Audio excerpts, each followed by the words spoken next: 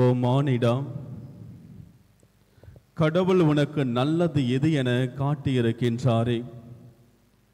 நீதியை கடைபிடிப்பதிலும் அடுத்தவர்களுக்கு கருணை கொள்வதில் நாட்டத்தையும் உன் கடவுளுக்கு முன்பாக தாழ்ச்சியோடு இருப்பதையும் தவிர வேறு எதை கடவுள் கேட்கின்றார்?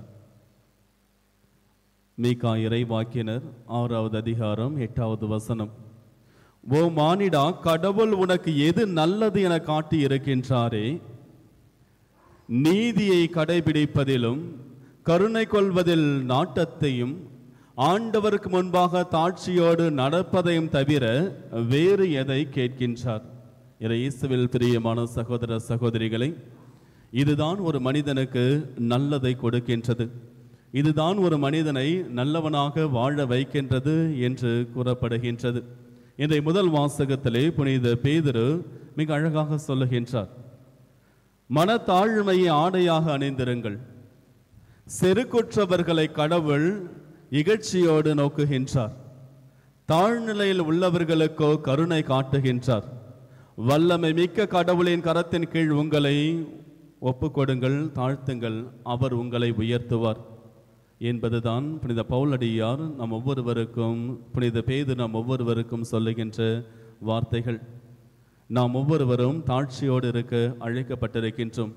எவன் ஒருவன் தாழ்ச்சியோடு இல்லாமல் செருக்குற்ற நிலையில் இருக்கின்றாரோ அவர்களை கடவுள் இகழ்ச்சியோடு கண்ணோக்குகின்றார். இந்த செருக்குற்றவர்களை ஒருபோதும் கடவுள் விரும்புவது கிடையாது, அவர்களை உயர்த்துவது கிடையாது. யார் யாரெல்லாம் தங்களை தாழ்த்தி கொண்டு இறைவனுடைய வல்லமை மிக்க கரத்தின் கீழ் தங்களை ஒப்புக் கொடுத்து வாழ்கின்றார்களோ அவர்கள் ஒவ்வொருவரையும் கடவுள் ஒவ்வொரு நாளும் உயர்த்தி கொண்டே இருக்கின்றார். ஆதியாகமம் தொடக்க நூல் 11வது அதிகாரத்திலே மக்கள் கிழக்கிலிருந்து சியான் என்கின்ற ஒரு சமவெளி பகுதியிலே குடியேறுகின்றார்கள். குடியேறி அவர்கள் அங்கு ஒன்றாக வாழ்ந்து கொண்டிருக்கின்றார்கள். அவ்வாறு வாழ்ந்து கொண்டிருக்கின்ற பொழுது அவர்களுக்குள்ளாக அவர்கள் ஒரு திட்டம் தீட்டுகின்றார்கள். வாருங்கள், நாம் யாரும் இங்கிருந்து சிதறுண்டு போகாதபடி நமக்கென ஒரு அடையாளத்திற்காக ஒரு கோபுரத்தை உருவாக்குவோம். அதன் மூலமாக நம்முடைய பெயர்களை நாம் என்றென்றும் நிலைக்கும்படி நிலைநாட்டுவோம் என்று அவர்கள் ஒரு கோபுரத்தை அங்கே கட்ட ஆரம்பிக்கிறார்கள்.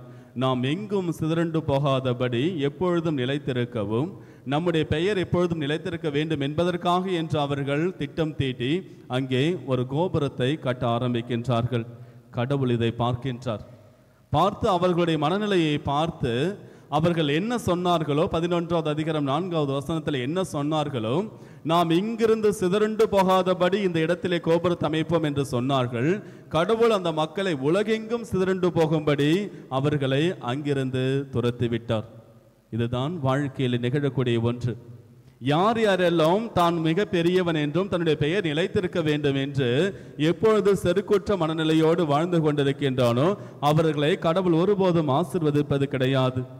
குடும்பமாக இருந்தாலும் சரி, சமுதாயமாக இருந்தாலும் சரி, எங்கிருந்தாலும் சரி, யார் தாழ்ச்சியோடு நடந்து கொள்கிறார்களோ அவர்களை அனைவரும் விரும்புகிறார்கள். யார் யாரெல்லாம் நான் தான் பெரியவன் என்று நினைத்து கொண்டு மற்றவர்களை தரக்குறைவாக நடத்துகிறார்களோ அல்லது மற்றவர்களுக்குரிய மதிப்பையும் மரியாதையும் கொடுக்காமல் இருக்கின்றார்களோ அவர்களை யாருமே விரும்புவது கிடையாது. கடவுளும் அவர்களை இகழ்ச்சியோடு நோக்குகின்றார்.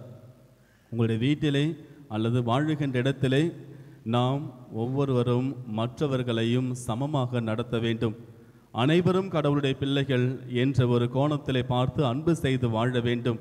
நான் பெரியவன் என்ற அடிப்படையிலே மற்றவர்களை இகழ்ச்சியோடு நோக்குவதோ அல்லது மற்றவர்களுக்குரிய மதிப்பையும் மரியாதையும் தராமல் இருப்பது நாம் செருக்குற்றவர்களாக வாழ்ந்து கொண்டிருக்கின்றோம் என்பதற்கு அடையாளம்.